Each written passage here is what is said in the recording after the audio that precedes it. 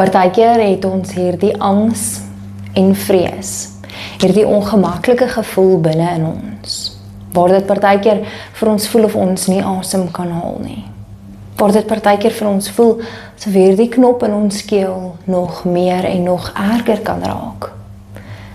Dit is soms geskep deur omstandighede, keuses wat ons in ons lewe uitoefen, of dinge wat gebeur.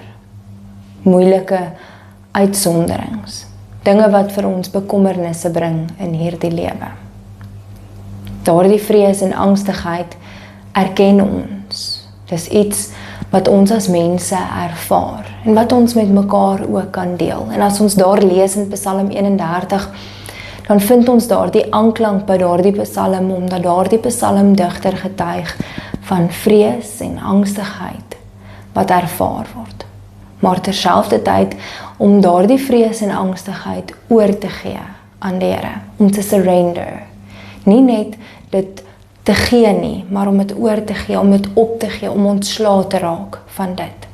Jesus Christus, die een wat ons harte ken, kan ons dit by neer gaan lê. Dit wat vir my angs gee, dit wat vir my vrees gee.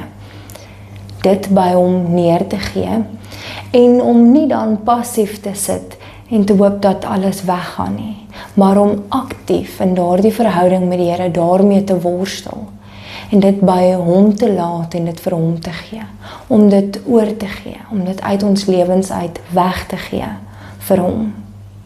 Daar waar jy daardie ongemaklikheid, daardie angstigheid of vrees ervaar, mag jy weet dat jy dit by sy voete kan neerlê en dat hy dit saam met jou verder dra.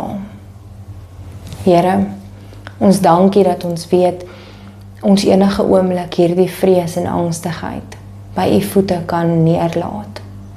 Here, dit wat ons ongemaklik laat voel, dat ons dit vir u gee en nie verder saam met ons dra nie. Dat ons harte geopenbaar kan word, oopgemaak kan word, oopgevlek kan word hier by u. Dankie dat u dit saam met ons dra.